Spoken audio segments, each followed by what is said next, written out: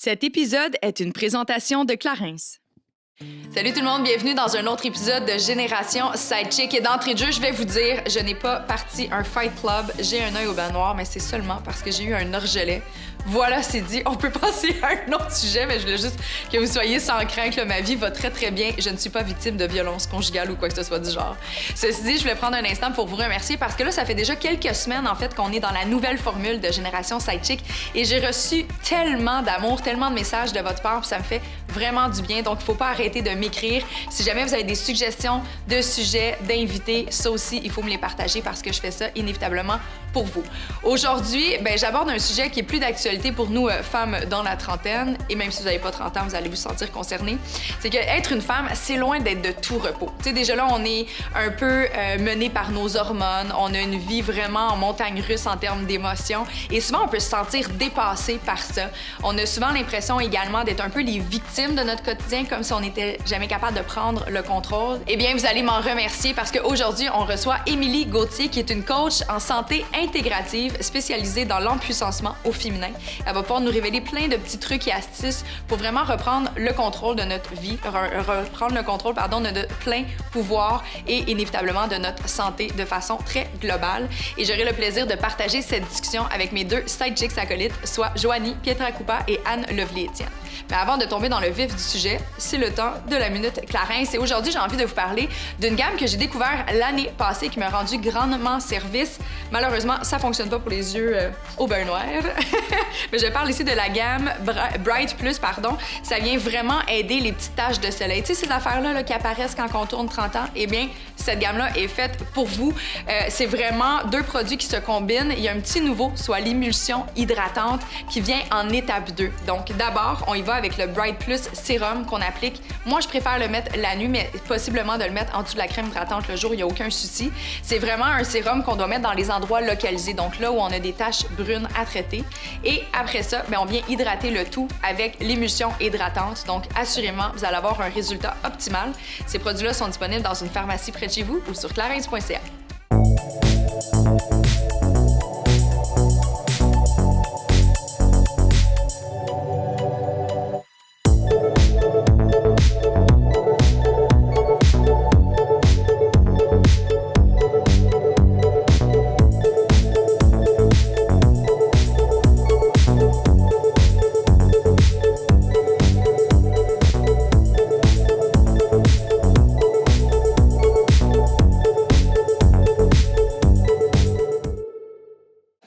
Bonjour mesdames!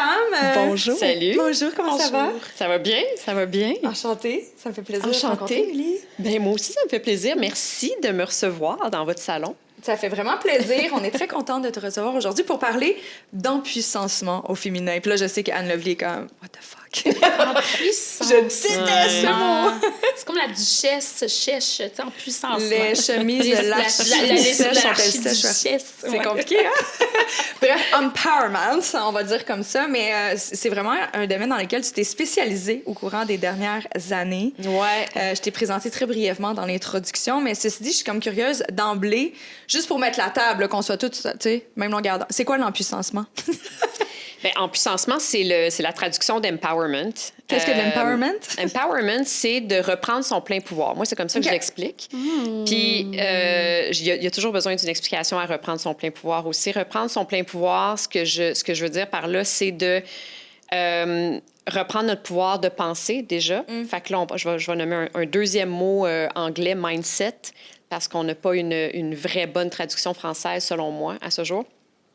Mais donc, est-ce que tu veux que j'élabore encore plus? Si ça te tente. Okay. C'est un podcast, on a le droit de faire tout ce qu'on veut.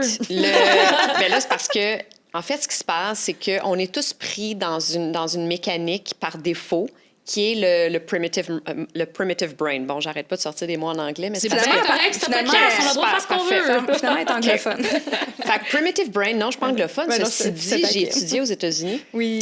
Et il y a beaucoup de mots, je trouve, surtout dans ce courant-là de transformation, de empowerment et de tout ça, et de spiritualité aussi, qui sont anglophones, qui n'ont pas été traduits encore. Alors voilà, c'est la raison pour laquelle, mais c'est des mots quand même qui sont assez compris. Donc, empowerment / empuissancement, L'idée, c'est de reprendre son plein pouvoir de vie et de santé, parce que je suis une coach certifiée en santé intégrative. Puis intégratif, c'est ça, en fait. C'est que ça englobe tout. C'est vraiment une approche holistique, finalement.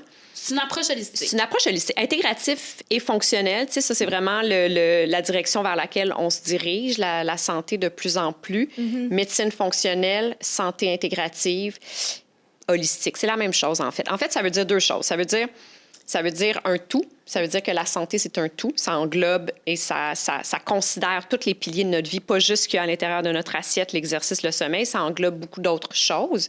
Et c'est aussi, ça part d'une prémisse de bio-individualité. Super important. Ce qui veut dire qu'une recette... On est tous... Ah, mais sérieusement, je suis comme tout en train de... J'ai plein de questions, mais après, vas-y. Ben, en fait, c'est ça. Fait que la bio-individualité, on est en train de réaliser ça. Ne serait-ce que dans le monde du cancer, la science est en train de réaliser qu'il n'y a pas une tumeur qui est pareille et donc qu'il n'y a pas une formule de chimiothérapie, de radiothérapie qui va fonctionner pour tout le monde. Toutes les tumeurs, même si c'est des cancers du sein, par exemple. Il y a plein de types de cancers du sein. Bref, on s'en va vers ça. On s'en va de plus en plus vers la bio-individualité, mais pas juste au niveau des maladies chroniques comme ça, au niveau de l'alimentation, de la nutrition. Il y a tellement de monde qui arrive, qui viennent me voir puis qui me disent « Je comprends pas. Je vais pas bien, je mange bien pourtant, je mange pas de tatati tatata, je mange plein de légumes, je bois plus de café, je fume pas, je bois pas, tout ça, ça va pas. » Ouais, mais l'affaire, c'est que ça veut pas dire, même si tu manges juste du brocoli, une tonne de carottes, puis de concombres, puis de machin par jour, ça veut pas dire que tout ça, ça fonctionne avec toi, avec ton unicité à toi. Et c'est fascinant. Et dans une vie aussi, on est cyclique, surtout les femmes, puis pas juste en lien avec le cycle menstruel, on est cyclique toujours en lien avec la lune, même quand on est ménopausé, tu sais. Et ça a un impact direct avec l'alimentation, mais ça a un impact direct aussi avec l'exercice. C'est pour ça que je te dis que la bio-individualité est à la base de la santé out large. Ouais. Vraiment comme... J'arrête pas de toucher le micro, je suis désolée. C'est pas grave. Finalement, ta job est bien compliquée. Mais en fait, est-ce que l'empowerment, dans le fond, ça serait de reprendre un pouvoir sur tout ce que tu viens de dire, sur notre santé, autant mentale, physique, spirituelle, tout ça, puis de dire, OK, moi, je suis un tout, puis mon ADN est unique à moi, puis je vais en prendre soin. Oui. Bien, en fait, la base, pour moi, en tout cas, pas la bio-individualité, c'est-à-dire la base du empowerment, de l'empuissancement, pour moi, c'est de reprendre notre plein pouvoir de penser. Parce que quand on sait qu'on a de 60 000 à 70 000 pensées par jour et que 95 % d'entre elles viennent de notre subconscient, et quand on sait que nos pensées sont à l'origine de tout dans notre vie, sont à l'origine de nos émotions, sont à l'origine de nos actions, des actions qu'on pose dans notre vie et donc de l'état de notre vie, parce que c'est vraiment pensée égale émotion, égale action, égale résultat de notre vie aujourd'hui. Fait que donc, quand on comprend ça, on comprend que nos émotions qui sont à l'origine, qui nous influencent, en fait, dans notre quotidien, à chaque seconde de notre vie, et qu'on sait que nos pensées viennent de 95 % d'entre elles viennent de notre passé, bien, on est dirigé par notre passé. Morale de cette histoire, on est influencé par notre passé, tant et aussi longtemps qu'on n'intervient pas. Ouais. Je me dis, c'est triste, parce qu'il y a plein de choses dans notre passé, dans notre tendre enfance, par exemple, qui sont arrivées, puis on n'avait pas un contrôle là-dessus, mais de savoir qu'ils ont autant d'impact encore dans notre présent, je trouve que des fois, c'est difficile à digérer, puis je suis comme... Il faut vraiment qu'on fasse un ménage dans tout ça. Puis aujourd'hui, c'est un peu ça, ta mission. Oui, exact. Parce que je t'ai invitée pour que tu nous donnes des outils pour nous aider. Là, je sais qu'on ne fera pas la bio... La quoi? La biodiversité. Ah, bio-individualité. La bio-individualité de Joanie, d'Anne-Lovely, de moi individuellement. Ça, je le sais. Mais ceci dit, je pense qu'il y a quand même des outils de façon très globale qu'on peut partager pour nous aider. D'emblée, je suis curieuse de vous entendre, mesdames, à savoir si vous, c'est des termes qui vous étaient familiers avant. L'empowerment, je pense que oui. Bien, tu vois, moi, je travaille beaucoup dans l'empowerment, justement, au niveau magazine féminin, mais tu vois, c'est pas évidemment exactement la même définition dans le sens où je travaille pas comme coach comme elle, là, évidemment, mais tu sais, moi, ça va être plus de produire du contenu dans les magazines et puis, tu sais, évidemment, avec l'équipe web aussi, de créer du contenu, tu sais, qui est super positif pour les femmes, qui met de l'avant des histoires de femmes de façon à leur rendre leur pouvoir en leur donnant un une voix en leur permettant de s'exprimer sur leur réalité de façon à ce qu'elles se reconnaissent dans les pages, dans nos contenus, tu sais. Donc, tu sais, ça va plus être spécifique à ça, mais il y a tout plein de termes que je viens d'apprendre, là, donc bio-individualité. Je trouve ça super intéressant, puis j'aime beaucoup l'idée de l'approche holistique globale, là, qui, justement, on peut tu sais, retravailler, j'ai l'impression, là, nos pensées, tout ça, de façon à être voir ça plus positivement. Je suis très intéressée par ça. Clairement. Mais oui, l'empowerment et l'empuissancement, par exemple, c'est la première fois que je l'entends. Mais l'empowerment, en général, oui, mais moi, c'est quelque chose qui m'est donné depuis que je suis très petite. Parce que moi, je le voyais, l'empowerment, comme ma mère qui me disait « Aie confiance en toi » parce que cette confiance au féminin que tu as va te servir pour le restant de tes jours. Et tu vas pouvoir même le partager avec d'autres femmes. T'es chanceuse. Moi, là, j'ai été blessée dans ma vie avec une mère comme la mienne. J'avais pas de père, mais j'avais two-in-one mom, là, vraiment, tu sais. Fait que, déjà très petite, elle construisait ça chez moi. Fait que ça a été un empowerment que j'ai vraiment eu intrinsèquement dès l'enfance. Fait qu'après ça, pour moi, c'était naturel d'élever mes amis. Fait que, moi, c'est comme ça que je le voyais, cette définition de l'empowerment. Donc, de s'entraider, mais pour vrai, là. Pas, oui, je vais t'aider, puis c'est comme... Après ça, il y a un couteau dans le dos. Tu sais, souvent, les femmes, on est très reconnues pour faire ça, puis excuse-moi, mais ça existe. Ah oui. Absolument. Ah, je peux témoigner. C'est plus à la mode, par contre. C'est pas à la mode. You're not trendy anymore. C'est zéro à la mode. It's so 2000. C'est vrai. C'est très, très, très... Vraiment, on balaie ça. Mais moi, déjà, quand j'ai eu cette voix-là de journaliste, pour moi, c'était super important de me dire, OK, je vais donner la voix, un peu comme Joanie, à des femmes entrepreneurs noires qui ont malheureusement beaucoup moins de place que les autres. De faire une suggestion. Hey, tu devrais aller voir une telle parce qu'elle est vraiment hot, elle fait des bonnes... Tu sais, juste de donner un conseil ou une suggestion pour que mon amie, elle fasse de l'argent. Tu sais, pour aider moi... à élever les femmes. Fait qu'un village, pour moi, c'est ça, l'empowerment. Fait que j'étais déjà comme vraiment aware dès petite de ce terme-là. Mais j'avoue que la bio-individualité... ça, c'est bravo d'autres à ta choses. maman, by the way, parce que t'es très chanceuse. Salut, bravo, sans joke, parce que Quel c'est vraiment un héritage. privilège d'avoir grandi sais. là-dedans. Pas dans le sens que je l'ai pas moi aussi, j'ai vécu ça avec ma mère, mais je réalise aujourd'hui à quel point c'est un pas donné à tout le monde. une grande chance. Non, vraiment. Puis, tu sais, moi, je viens d'une famille où on est 4 sœurs. Et ce que tu me témoignes là, je l'ai jamais ressenti. Puis, je suis pas en train de dire qu'on se piquait dans le dos puis qu'on était... Mais je crois pas qu'on est nécessairement des alliés. J'ai jamais ressenti qu'on était nécessairement des alliés avec mes sœurs. Je pense qu'on tente à le devenir en vieillissant de façon distincte. Tu sais, je pense qu'on n'est pas toutes capables de donner le même genre de soutien ou autre, mais jamais je me rappelle d'une maison parce qu'on... Tu sais, les gens étaient comme « Wow, vous êtes 4 filles, ça doit être vraiment cool. » Je suis comme « Non, on a toutes des serrures sur nos portes. » Tu sais, c'était vraiment, là, c'était tout l'inverse chez nous. Puis inévitablement, ça part... C'est pas contre mes sœurs, mais tu sais, ça part d'un noyau. Tu sais, mes parents, c'était pas une union saine. On va dire comme ça, c'était pas un couple qui était vraiment uni, fait que c'était difficile pour eux de faire en sorte que les enfants autour soient davantage unis quand eux-mêmes, il y avait de la difficulté à être en union. Là. Tout à fait. Fait que tout ça est pardonné, ça fait longtemps. Mais c'est juste que je t'écoute, puis je suis comme, j'aurais donc même aimé ça. Ça a dû tellement éveiller plus rapidement la femme que t'es aujourd'hui. Ben, tu sais... Je dois avouer que cet empowerment-là, tu sais, c'est con, là, mais je le fais même avec mes amis qui, par exemple, ont un certain problème d'estime d'elles-mêmes, tu sais. Puis moi, je vous regarde toutes, là, puis je vois, là, de la beauté, puissance fois 1000, puis je suis comme... Merci. Girl, do you see you're shining? And use it! Puis pour moi, c'est comme si un patron, un collègue, un homme ou une femme, ton ami, qu'importe, est pas capable de voir ça, tu sais, essaie donc de voir la puissance que t'as. Fait que moi, c'est ça que j'ai eu. C'est ça, c'est cet empowerment-là que j'ai eu. Fait que j'ai beaucoup... Je le partage beaucoup. Ouais. C'est vrai que tu le partages beaucoup. Je te connais peu. On se connaît par le travail. On est comme des connaissances de job. Puis écoute, les rares fois où je t'ai vu, t'es pleine de compliments, t'es super uplifting, t'es vraiment... Non, mais je dis pas de façon cucu, non, mais c'est vrai, je trouve ça transparaît l'empowerment que t'as reçu de ta maman, je pense, quand t'étais jeune. Puis aujourd'hui, ça fait que t'es assez confiante pour être capable de donner cet empowerment-là à d'autres personnes, alors que souvent, les femmes, on a tendance à le garder pour nous, c'est ça. Mais confiance, tu viens de le dire, c'est exactement ça. Ça prend de confiance quand même, tu sais, parce que c'est comme si on dirait qu'on était conditionné à penser que si on soulève l'autre, ça nous rabaisse automatiquement. C'est comme l'amour, c'est la même chose. On a tendance à penser que si on donne, on peut pas, il y a une limite d'amour qu'on a à l'intérieur de nous, mais au contraire, c'est pas comme ça que ça marche. Tu sais, c'est plus t'en donnes, plus t'en reçois. Puis empowerment, c'est exactement la même chose. Plus tu soulèves l'autre, plus tu te soulèves en même temps. Oui. C'est ça la beauté de la chose. C'est une façon différente de penser, de ce que je comprends.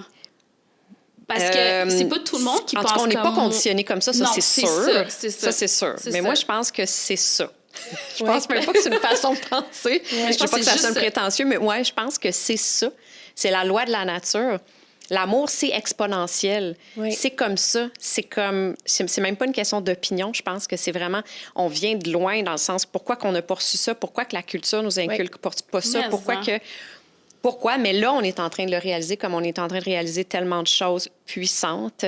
Oui. Mm-hmm. Mais avant de rentrer dans le détail de l'empuissancement et de ses paramètres, je suis curieuse de savoir pourquoi tu as décidé de te pencher là-dessus puis de devenir coach vraiment dans cette catégorie d'aide et de soutien-là. C'est le classique, en fait. Moi, j'ai voulu me guérir, me sauver la vie, moi. Tu sais, why fix something that isn't broken? Moi, je me suis cassée en étant la femme professionnelle dans la performance qui courait à l'extérieur d'elle-même pendant des années pour essayer de combler quelque chose à l'intérieur de moi-même. En gros, c'est vraiment ça. J'ai fait 20 ans de cinéma, j'étais maquilleuse.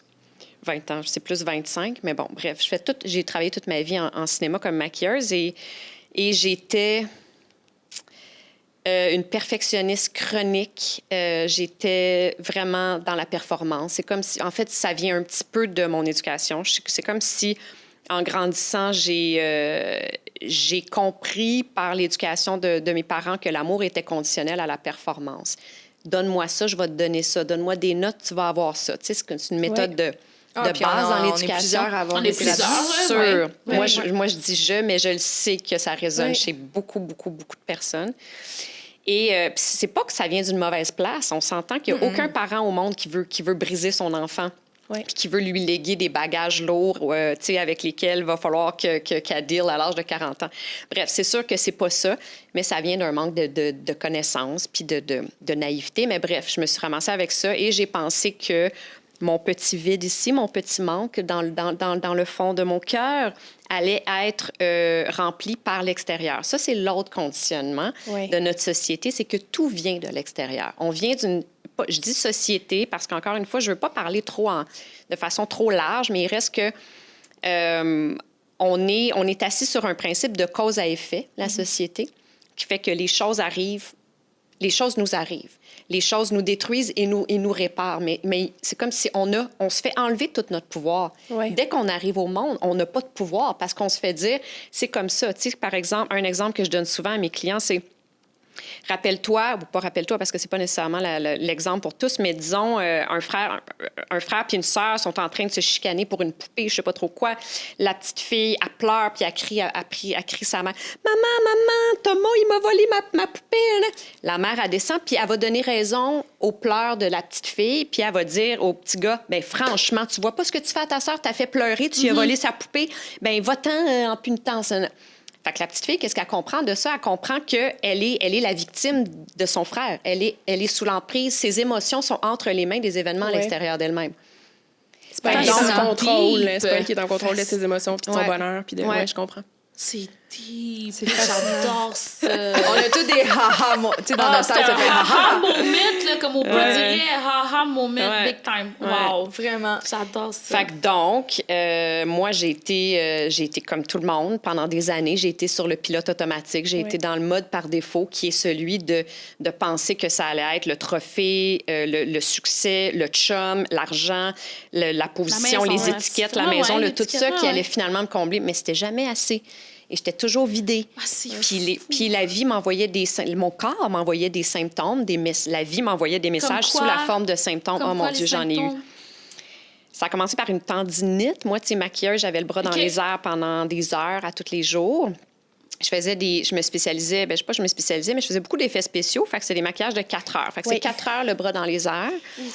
Et donc, ça a été la première chose. Mais tu sais, problème côlon irritable, un grand classique. Tu sais, on pense, côlon. En fait, j'ai été diagnostiquée d'un côlon irritable, je pense, à l'âge de 16 ans.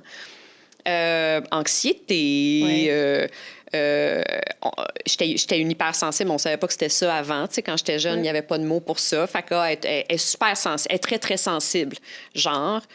Mais tu sais, mon Dieu, j'ai eu un diagnostic d'apnée du sommeil à un moment donné. J'ai eu, c'est ça, tendinite à l'épaule vraiment chronique qui est devenue, on m'a mis en arrêt de travail pendant 2 ans. Ouais. Et le cancer est arrivé par la suite. Et finalement, puis ça, tous ces symptômes-là, voyons donc, tout le monde a ça, c'est normal, c'est pas grave, je fais de l'insomnie, tout le monde en fait. Tout le monde est constipé. J'ai mal à la tête, tout le monde est constipé, surtout les femmes. Tu sais, mal à l'épaule, mal dans le dos. Bon, toutes des affaires banales. Ouais. Puis là, on fait des guillemets pour ceux qui ne voient pas le podcast en vidéo. C'est bien d'y penser, je pense pas à ça. Mais donc, c'est ça. Fait que, tu sais, tasser tout ça de base jusqu'à temps que la vie m'a rattrapée bien comme faut. Parce qu'on dit, bon, elle a la tête dure, elle, clairement. Ça fait 26 symptômes qu'on y envoie, puis elle comprend rien. Fait qu'on va y envoyer le symptôme ultime. On va y envoyer une maladie chronique qui réveille bien comme faut. Fait qu'à l'âge de, en fait, le 12 février 2020, 2 semaines avant l'éclatement mondial de la pandémie, j'ai reçu un diagnostic de cancer du sein.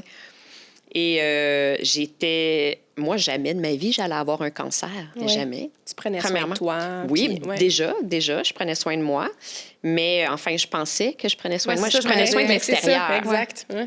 Je prenais soin de, tu sais, je mangeais bien, je m'entraînais, mais d'une façon excessive. J'étais très, très excessive dans tout ce que je faisais. Ouais. J'étais vraiment dans la performance. Tu sais, c'est 4 fois au gym, puis il faut que je revienne. Est-ce que tu avais des enfants là-dessus? Non. OK, j'étais comme ouf. Tu vois, ça, c'est l'autre symptôme, infertilité. PCOS, c'est ovaire polykystique. J'étais en clinique de fertilité avec mon ex pendant 1 an et demi pour essayer d'avoir un enfant, puis ça marchait pas. Puis là, on m'a dit, t'as des ovaires polykystiques. J'ai comme dit ça, comme de façon non, mais c'est correct parce que tu vois, c'est un des symptômes que j'avais oublié, mais tout ça, c'est interrelié complètement. Tout ce que je viens de dire, là, autant tendinite que anxiété, que stress chronique, que toutes ces affaires-là, PCOS, côlon irritable, tout ça, là, ça va ensemble. Les problèmes de peau et, mon Dieu, le corps parle comme... Moi, j'ai arrêté de parler parce que je suis comme « fuck ». Mais moi aussi, je suis en train de réfléchir,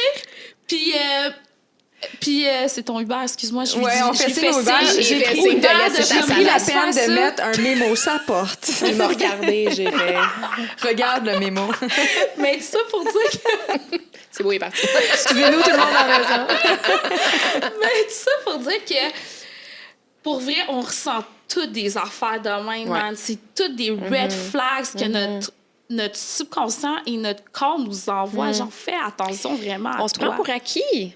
Puis, tu sais, ça arrive... C'est tellement un cliché, on pense que ça arrive toujours aux autres, mais on pense réellement que ça arrive toujours aux autres. Ah, je te confirme. Complètement. Tu sais, puis le cancer, moi, surtout le cancer du sein, puis ça, c'est quelque chose que je veux dire, parce que le cancer du sein, on est sous l'impression que c'est génétique, principalement. Ouais. On a l'impression que si il n'y a pas de cancer du sein dans notre famille, on est safe. Correct, on est safe, oui. Erreur. Premièrement, je vais juste glisser ça comme ça. 80% des cancers du sein sont hormonaux et non génétiques. Et les cancers généraux aussi, c'est 95% qui ne sont pas génétiques. Seulement 5 qui sont en général, génétiques. La génétique est plus faible que tout le reste. Beaucoup. C'est vrai qu'il y en a beaucoup qui sont quand même, puis dans ta génétique. Puis c'est sûr que ça augmente les chances. Ma soeur aussi, elle a eu le cancer du sein. OK. Ma mère, elle a fait le test du gène. Ma soeur a fait le test du gène. C'était négatif. OK, parfait. Moi, j'ai le papier qui traîne chez nous depuis maintenant 4 ans. Girl, et j'ai... je sais pas si c'est avec qui j'en avais parlé, je sais pas si c'est avec vous, mais moi, j'ai pas envie... Il est là. Je peux l'utiliser. Puis il y a une partie de moi, le plus j'avance, j'ai eu un petit kiss l'année passée, ça m'a fait peur. J'étais allée consulter en écho rapidement, parce que j'étais comme, oh my God, j'ai un petit kiss. Puis là, finalement, il est parti. Fait que des kisses, des femmes, on en a, ça vient, ça passe correct.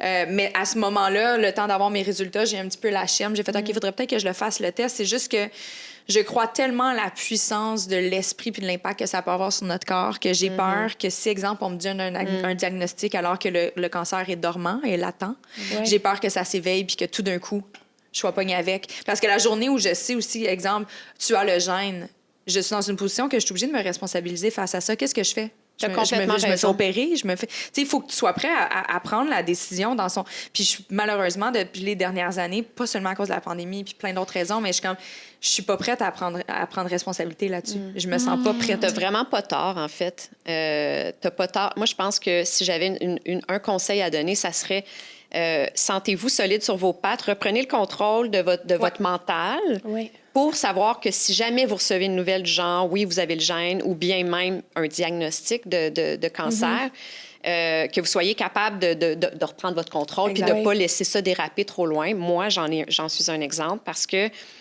quand j'ai reçu mon diagnostic, on m'a dit, l'oncologue, il m'a dit, ça fait au moins 5 ans que c'est en toi. Puis j'ai fait, pardon?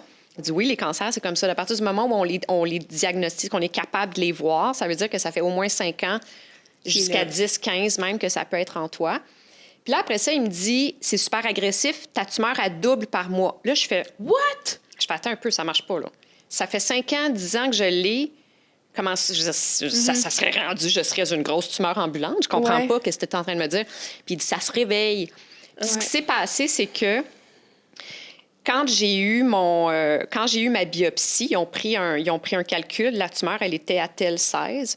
Puis j'avais 2 semaines d'attente pour savoir, même plus que 2 semaines, je pense que bref, j'avais plusieurs jours à attendre pour savoir si c'était un cancer ou pas. Ces journées-là, là, les pires. J'ai jamais été stressée comme ça toute ma vie. Dans le tapis, là, je shakeais, je mangeais plus, j'ai perdu 15 livres en 2 semaines. C'était ridicule, c'était l'horreur. Puis quand ils m'ont diagnostiqué, ils m'ont repris la masse. Ouais. Ça avait presque doublé. C'est parce que tu le savais. Ouais. C'est exactement ça qui était à ma sœur. En fait, elle s'est fait diagnostiquer à un stade qui était, c'est quoi, stade 2, stade 3, stade 1, je sais plus, je me rappelle plus dans quel ordre ça fonctionne. Stade 1, c'est pas grave, stade 4, c'est très grave. Elle était à 2, puis quand elle a eu son diagnostic, elle était rendue à 4, puis ils l'ont mis sur la table d'opération la semaine après. Ça a fait d'un seul coup. Ouais. Fait que, tu sais, c'est pour ça, moi, que je suis comme, ton papier, il me fait un peu chier. Genre, je le veux, mais je le veux pas. Je te comprends, girlfriend. Fait que, tu sais, je suis comme, je sais pas. Mais, tu sais, là, on parle beaucoup des symptômes physiques et tout ça, mais est-ce que tu dirais, Émilie, c'est la première chose, justement, les signes avant-coureurs, de voir, OK, je suis peut-être en train de perdre le contrôle sur, justement, mon plein pouvoir. Ce serait de quoi? D'aller déceler les signes, les symptômes physiques? De voir si tu es bien dans ta vie. Point. OK. Tu sais, moi, ça serait vraiment de... Est-ce que tu es satisfaite? Est-ce que tu es dans une position de victime? Est-ce que tu es dans un mode par défaut? Est-ce que tu es sous l'emprise de la vie? Est-ce que tu subis la vie? Oui. Ou est-ce que tu es en mode création de ta vie et de ton univers en ce moment et de ton futur? Ah, c'est beau. Mais j'ai une question pour toi. Est-ce que ça se peut... Non, mais pour vrai, J'aime les mais. Est-ce que ça se peut d'être en pleine possession de ses moyens, puis d'être bien dans sa vie, puis d'être heureuse, mais de quand même de vivre de l'anxiété par rapport à ça, puis quand même de dire... C'est ça. Oui, je suis bien, là... Mais Colin, j'ai telle affaire qui me préoccupe ou j'ai telle chose qui me préoccupe. On est des humains, puis on est en train de vivre une expérience sur la Terre. Puis cette expérience-là vient avec 50 de beau et 50 de pas beau. Oui. C'est comme ça. On peut pas changer ça. On n'a aucun contrôle en le fait qu'on n'est pas ici pour faire le party puis être bien 100 du temps. C'est pas ça, l'expérience des humains. Apprendre une leçon. Mais oui, mais on est là pour se péter la gueule, se relever, réavancer, faire un pas en avant, apprendre des choses, continuer, s'émanciper, transcender des affaires, tu sais, tout ça. Mais quand on arrive à cette position d'empuissancement-là, je dirais, ça veut pas dire que tout est beau, tout est rose, tout est licorne et arc-en-ciel tous les jours, là, pas du tout. Ça veut dire que on a des downs aussi, puis on est constamment en train d'apprendre, d'évoluer, mais on est en mode évolution, on est en mode... Je suis connectée avec moi-même, je suis dans ma vérité, je suis où je suis censée être, puis je choisis d'être la seule responsable de ce qui se passe à l'intérieur de moi et ce que je laisse exister à l'intérieur de moi. Ça ne veut pas dire qu'il n'y a pas des affaires, des fois, qui font qu'un matin, tu te réveilles puis tu es dans tel et tel état. Déjà, on est, je l'ai dit tantôt, cyclique. Les femmes, on est cyclique quand on est menstruée, mais on est cyclique après aussi. On est cyclique toute notre vie. Après ça, il y a l'âge. Après ça, il y a, mon Dieu, tout l'univers, le monde, la planète, la nature qui a un impact sur nous, sur comment on se sent, tu sais. Puis, fait que mais quand on est en pleine possession de nos moyens, ces choses-là, ils nous impactent, oui, mais ils nous impactent d'une façon saine, ils nous impactent d'une façon pour nous propulser en avant, pour nous aider à grandir plutôt qu'à nous tirer vers le bas ou même en arrière, tu sais. Tout à fait. C'est ça la différence, je crois. Est-ce que vous avez l'impression d'être exactement là où vous devez être? Est-ce que vous avez l'impression Vas-y, d'être Jo. dans votre vie? Je te laisse parler. Ça résonne beaucoup en moi, ce que tu dis. Tu sais, le côté, il y a des facteurs, évidemment, qui vont toujours influencer notre vie, nos émotions, tout ça, mais de prendre le temps de réaliser si ce sont des choix conscients que j'ai faits puis que j'ai choisi, tu sais, chaque chose. Je t'avoue que des fois, la vie va trop vite à mon goût, puis mon travail prend beaucoup de place dans ma vie. Je le laisse faire parce que j'aime ce que je fais d'amour, tu sais. Puis j'ai l'impression que ça me donne comme une genre de mission sociale qui est hyper importante pour moi. Dans la vie, point. Tu contribues. Ça remplit vraiment... Écoute, j'ai fait un test là, tellement intéressant, là, un test de personnalité au travail avec... C'est quoi? C'est-tu les couleurs? Oui, Okay. Ben, les couleurs, entre autres. Puis tu sais, c'était plus approfondi que ça. Puis tu vois, je me reconnaissais beaucoup là-dedans, puis c'était tellement important pour moi que mon idéologie soit empathique et bienveillante, que c'était comme une mission de vie. Fait que, tu sais, j'ai l'impression que ma job comble beaucoup de ce besoin-là parce que j'ai l'impression de redonner à ma façon, comme ça, tu sais. Mais des fois, ça va trop vite, puis je reconnais là, cette spirale-là d'anxiété, de subir ce qui m'arrive, de manque de sommeil, tu sais, tout qui prend le bord un peu. Puis moi aussi, je suis beaucoup dans l'ultra-performance dans tous les aspects de ma vie. Alors, c'est sûr que si je décide de commencer à m'entraîner, je m'entraîne comme de façon maladive 7 jours semaine. Puis, tu sais, j'ai de la difficulté À vivre dans ta zone grise. j'ai de la difficulté à être en demi-mesure, mettons, là. Fait que c'est tout ou rien. Fait que quand c'est tout, dans toutes les sphères, ça devient très anxiogène pour moi. Mais tout ça pour dire, je sens que je suis à une bonne place, mais qu'il y a du fine-tuning pas mal à faire, là. Il y en a toute notre vie. Ouais. Je sais qu'en ce moment, je sais exactement là où je devrais être. Parce que tout ça, c'est moi qui l'ai créé. Ouais. Fait que, tu sais, ça serait difficile de dire que, mon Dieu, que je suis à une mauvaise place dans ma vie quand tout ce qui m'entoure en ce moment, ce n'est que mes décisions, tu sais. Fait que ça serait full hypocrite. Fait que c'est sûr que je suis exactement à la bonne place. Je pense qu'il me manque ce petit push supplémentaire, je pense, pour me donner confiance d'avoir fait ces choix-là. Ouais. Est-ce que je suis à la mauvaise place? Pas du tout. Je pense que je suis à la bonne place, mais j'ai hâte de vraiment pouvoir l'habiter pleinement puis de faire comme, OK, là, ça vient confirmer les décisions que je viens de faire. Tu te fies à ton instinct, là, à ton genre... En ce moment, je me fie à mon instinct, mais j'ai hâte qu'on me confirme que mon instinct avait raison. Genre, je suis là en ce moment dans ma vie. Après ça, tu sais, je suis pleinement heureuse. J'ai pas de la difficulté, puis je sais que des fois, ça peut sonner un peu... pour la femme indépendante que je suis. Mais j'ai très, très hâte de partager ma vie avec quelqu'un puis de bâtir mon petite unité puis ma famille. Puis j'ai vraiment hâte à ça. Est-ce que je vais avoir des enfants demain? Pas nécessairement parce qu'il y a tout ça aussi qui prend beaucoup de place puis je suis pas rendue là. Ceci dit, j'ai hâte de partager mes bonheurs avec quelqu'un. Fait que, tu sais, je pense qu'il y en a à chacun sa mission de vie. J'en ai plusieurs, je pense, qui m'habitent, mais définitivement, probablement dû au fait que j'ai pas été dans une famille où la dynamique me ressemblait vraiment, dans laquelle j'ai été capable d'être pleinement moi ou de retrouver les valeurs puis la passion que j'avais peut-être envie d'avoir en tant que jeune fille. J'ai vraiment hâte de pouvoir créer la mienne. Puis ça fait, je pense, partie de mes grands rêves de vie. Fait que, tu sais, je sais que tant ou si longtemps que... Puis je trouve ça triste, puis pendant que je le dis, je t'émotive parce que je me dis peut-être que ça arrivera pas. Non, ben oui, babe, ça va arriver. Ça va être correct. You're shining, I'm seeing you, girl. Non. Mais c'est correct parce que, tu sais, là, je pleure, mon Dieu. Non. Dans ce sens que... C'est beau, je me mettrai jamais Je me mettrai jamais en couple parce que j'ai hâte d'avoir des enfants. T'sais, sinon, je serais déjà enfantée 4 fois. Mais tu sais, c'est plus... Tout ça, c'est un choix, mais c'est comme un perpétuel duel avec ma tête puis mon cœur. Parce que je tombe pas en amour facilement. Quand je suis en amour, je suis pleinement en amour, je suis pleinement investie. Mais il y a une partie de moi que j'ai vraiment la chienne. C'est normal, là. Tout ce que tu vis, puis cette vulnérabilité... Moi, je pense... Ben, écoute, dis-moi... Fuck, j'ai un black eye, puis j'étais maquillée, puis là, faut pas que ça sorte là. C'est beau, les émotions, on est là. Moi aussi, ça aussi, ça fait partie de l'empuissance. La vulnérabilité. De se laisser être, de se présenter dans toute notre vérité, puis dans toute notre vulnérabilité. Absolument. C'est tellement puissant. Puis d'accepter ces émotions-là, puis les laisser vivre. Oui, puis je vois ça dans l'apprentissage de la pandémie, là, de me permettre d'être vulnérable avec moi-même. Tu sais, là, on pleure à 4, là, mettons. Mais tu sais, même chez moi, seule, de pleurer puis de me dire, bon, OK, arrête de pleurer, là, passe à autre chose. Non, mais tu sais, d'accepter puis de laisser vivre l'émotion, quelque chose de super beau là-dedans. C'est un petit peu ça, la pandémie. Moi, j'ai eu un cancer en même temps que la pandémie, puis j'ai fait un gros lien entre les deux. J'ai vu, moi, j'ai compris complètement, j'ai compris complètement ce que la vie essayait de me faire vivre à travers le cancer, qui était de m'arrêter, de m'obliger à arrêter, puis de revoir toute ma façon de vivre, ma façon de me traiter, mon manque d'amour pour moi-même, ma déconnexion, tous mes traumas, tout ce que je laissais complètement me diriger encore. Ça, c'est une chose. Puis là, j'ai vécu ça. Puis en parallèle, j'étais très isolée dans mon protocole de guérison chez moi. Puis je voyais ce qui se passait dans le reste du monde. Puis j'ai fait, pour moi, c'était clair que c'était exactement la même chose. Différents combats, tu me diras, mais même intention, qui est celle de nous obliger à nous arrêter et à revoir notre façon de vivre et à notre façon de nous traiter les uns les autres, nous, face à l'environnement, la planète sur laquelle on vit. Tout ça, tu sais, ça a dû porter fruit. Mais complètement.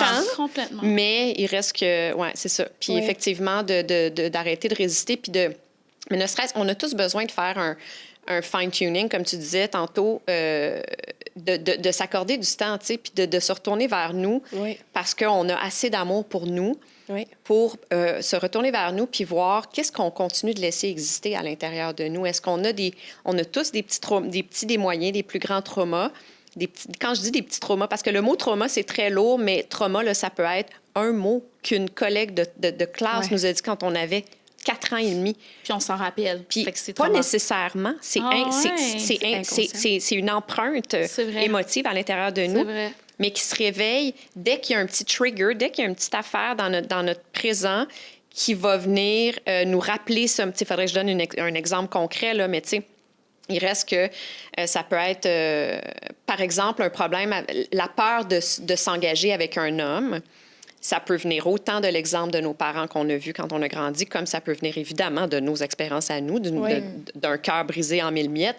Puis même si on se dit, bon, je suis allée voir un psy, j'ai consulté pendant des mois, je suis guérie, c'est beau, j'ai pardonné, c'est correct, je suis retombée en amour après ça, il n'y en a pas de problème.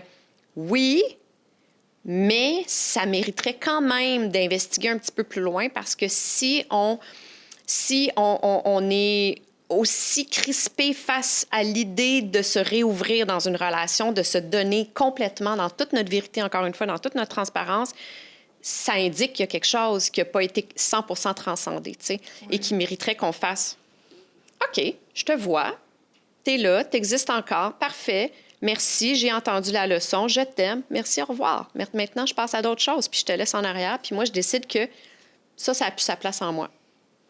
Ça a plus sa place dans ma vie. J'ai envie d'avancer. Puis tu sais, mettons, en tant que coach en la matière, ce qu'on recherche comme genre d'équilibre, j'imagine, c'est justement de laisser place à ses émotions sans les juger, tu sais, tout en faisant du travail sur nous-mêmes pour s'assurer qu'on est dans notre vérité puis dans nos choix personnels. C'est ça, le genre d'équilibre qu'on cherche?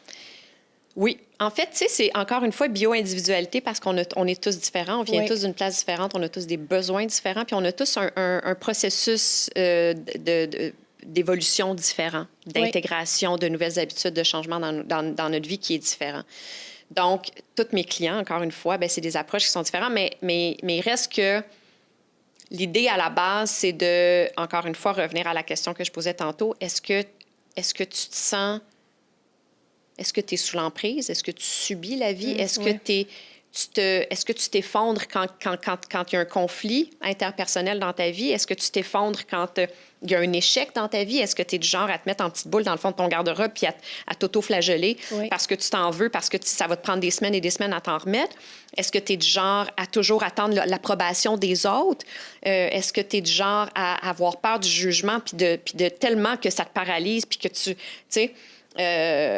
ou bien, tu te lances et tu t'imposes dans la vie et dans tout ce qu'elle a à t'offrir et dans toutes les expériences, les apprentissages qu'elle a à t'offrir. Et je dis pas que ça fait pas mal. Je dis pas que tu deviens Wonder Woman quand tu prends cette position-là dans ta vie. Mais au moins, tu es ancré, tu es solide, tu as pris une décision. Puis là, c'est toi avec la vie. C'est pas la vie, elle est contre moi. C'est la vie, elle est avec moi. Peu importe la nature des choses qu'elle va m'envoyer, je vais le voir comme étant... une trampoline ou un propulseur ou une main qui se tend ou bien un éducateur, tu sais. tout ce que tu me dis, c'est des trucs que j'ai appris petite. Wow! C'est vraiment Parce hot. que, honnêtement, ma mère qui est partie de l'immigration, il faut comprendre, on est dans un contexte dans les années 80, fin des années 80. J'ai 2 ans, j'arrive au Québec. Ma mère est freaking enceinte de ma soeur. Puis elle n'a pas une scène. Tu comprends ce que je veux dire? Tu sais, comme, déjà là, on part de cette prémisse-là où est-ce qu'elle était comme, wow, j'arrive dans un nouveau pays, je veux juste offrir du bien à mes filles, parce qu'elle savait qu'elle était enceinte d'une autre petite fille.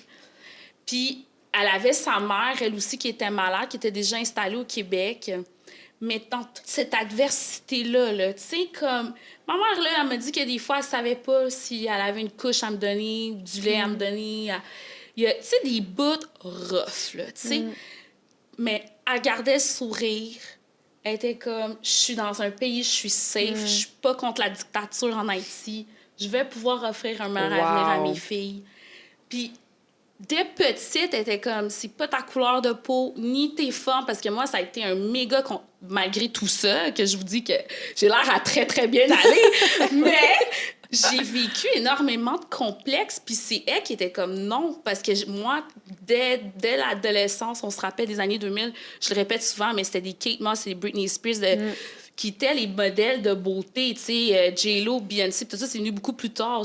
Puis même à la télé québécoise, je veux dire, je ne voyais jamais de filles qui me ressemblaient. Comme quoi, la représentation, c'est super important. C'est pour ça que je le fais aujourd'hui. Absolument. Mais je me regardais, puis j'étais comme... Puis j'étais minuscule, là, je devais peser 100 livres tout mouillé, mais pareil, j'étais comme... Hey, j'ai des hanches, j'ai des fesses, j'ai des seins, je les aime pas. Je veux être comme mes amis, je veux être comme une planche. Parce que ma mère, elle m'inscrivait dans les meilleures écoles pour que je puisse avoir les meilleurs contacts, que je puisse me baigner dans un monde qui était peut-être pas le mien, mais pour me donner les meilleures chances pour me propulser dans la vie. Puis je revenais, je suis comme, maman, j'ai des trop grosses fesses. Tes fesses sont parfaites! Tu sais, wow! Oh mon Dieu, mais toi, on t'a légué ce qu'on appelle l'antifragilité. Est-ce que vous avez déjà entendu parler de ça? Exactement. C'est ça. Est-ce que tu peux élaborer là-dessus, L'antifragilité, c'est un... Taleb, comment il s'appelle? C'est un auteur, en fait, c'est un ingénieur de Stanford, de l'Université Stanford aux États-Unis, si je ne me trompe pas. J'espère que je ne parle pas à travers mon chapeau, qui est devenu un maître de PNL, programme de neurolinguistique, là, Tony Robbins de ce monde, tout ça, cette approche-là. Et lui a, je crois, là, encore une fois, j'espère que je ne parle pas à travers mon chapeau, mais il a écrit un livre qui s'appelle L'antifragilité.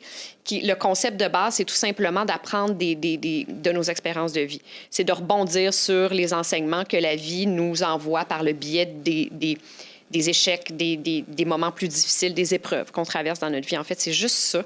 On le sait, on dirait, tu sais, on le sait. On a l'impression de le savoir depuis tout le temps, mais est-ce qu'on l'incarne? Ouais, c'est plus on l'incarne pas parce que... Non, c'est ça, on l'incarne pas parce que, clairement, toi, oui. C'est pour ça que souvent, je dis...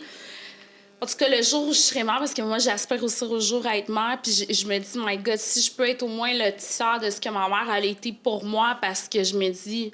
My God, que ça m'a pu... Tu sais, moi, j'étais jamais complexée de me rendre... Moi, là, je vivais dans un 4,5... Ma chambre, je la partageais avec ma soeur. J'ai dormi les 18 premières années de ma vie dans un lit double avec ma soeur. Puis ça me dérangeait fuck all. Dans le sens que j'arrivais dans les grosses maisons avec mes autres amis des collèges privés. Là, puis j'étais à Brébeuf. Là, c'était pas du monde dans le trou. Là, tu comprends? Fait que puis je faisais mes travaux d'équipe and I felt that I belonged there. Même si j'avais jamais Ta mère, elle t'a vu... tellement équipée de toutes les bonnes valeurs. Complètement. La gratitude. C'est les ça. bons outils pour... Fait que elle était comme, tu sais, t'as à manger. Fait que... Puis moi, dans ma tête, je me souviens de ma mère de dire, OK, ce chèque-là, OK, faut que j'envoie tant en Haïti parce que, crime, ils ont rien à manger. Fait que, tu sais, puis till this day, j'envoie de l'argent en Haïti, tu comprends? Parce que j'ai vu ma mère le faire. Fait que je suis comme... J'ai pas de complexe X, Y, Z ou de comparaison, tout ça. Parce que peut-être au début, j'aurais pu l'avoir. Puis comme je vous dis, au secondaire, je voulais être comme mes amis aux yeux. Tu sais, Kate, là, on aurait été des amis, j'aurais fait corps de rêve, mais je veux être pareil comme elle, genre. Imagine-toi à 13 ans, tu sais. Non, mais tu sais, imagine-toi à 13 ans qu'on n'avait pas de forme, pas de... Moi, j'aurais aimé ça être comme ça, mais tout de suite, ma mère, elle a cassé ça, puis elle a dit non, ça marchera pas de même, ma belle, là, tu sais. Mais j'ai vécu d'autres traumas aussi que je dois régler dans le sens de l'anxiété parce que j'étais la plus vieille de 3, fallait que je donne l'exemple, fallait que j'ai les bonnes notes parce que je savais que ma mère, son double chiffre qu'elle avait fait comme préposé bénéficiaire, cet argent-là qu'elle avait mis dans mes uniformes, je pouvais pas faire des niaiseries, là. Je le savais. Fait que tout ça, j'ai développé la performance, tu sais, tout le temps la performance. Fait que c'est sûr que là, c'est d'autres problèmes qui viennent avec ça. Mais Right? ça va, mais la base que tu viens de nous partager, là, qui est en fait, selon moi, toute part de notre interprétation des événements de la vie, de ce que la vie nous propose, nous envoie. Puis malheureusement, encore une fois, notre primitive brain, notre mode par défaut, qui est celui de notre subconscient, il est constamment en train de repérer le potentiel danger imminent, okay? Parce que ça vient ancien mode de vie Cro-Magnon, qu'il y avait beaucoup de yétis et de tigres et de grosses affaires menaçantes au quotidien. Fait que donc, le mental, c'est ça, il est constamment en mode repérer l'animal sauvage qui va menacer notre vie. Oui. On est encore comme ça en 2022. Il y a beaucoup moins de yétis puis d'affaires de même qui courent les rues, mais on est encore sur le mode repérer ça. Fait qu'on est tous, notre mode par défaut, encore une fois, si on n'intervient pas, on est tous tout le temps en train de penser que tout est un danger. Oui. Puis ça, c'est même être dans le trafic, c'est un danger. Tu sais, il n'y a rien là-dedans qui menace notre vie. Il n'y a rien, mais notre cerveau, il comprend ça. Toi, tu t'es fait inculquer dès que tu étais jeune de voir le positif. C'est vraiment la psychologie positive, puis de reconnaître les privilèges auxquels vous aviez accès, mais ça, probablement par comparaison au pire. Ouais. Et non, si tu te compares au pire versus si tu te compares au meilleur, on s'entend qu'il y a une grosse différence. Ou si tu es toujours en train de voir ce que tu n'as pas versus ce que tu as. C'est pour ça que la gratitude prend une place gigantesque dans ma pratique. Oui. Parce que c'est un entraînement comme d'entraîner nos muscles. On va au gym, on veut avoir des muscles, on veut perdre du poids, on veut tatata. Mais combien d'heures dans notre semaine on investit sur notre mental, sur reprogrammer notre mental, sur l'entraîner à, au contraire, repérer ce qui est positif, nos privilèges, tous les cadeaux que la vie elle nous envoie, petits comme grands. On a de l'eau potable dans notre robinet.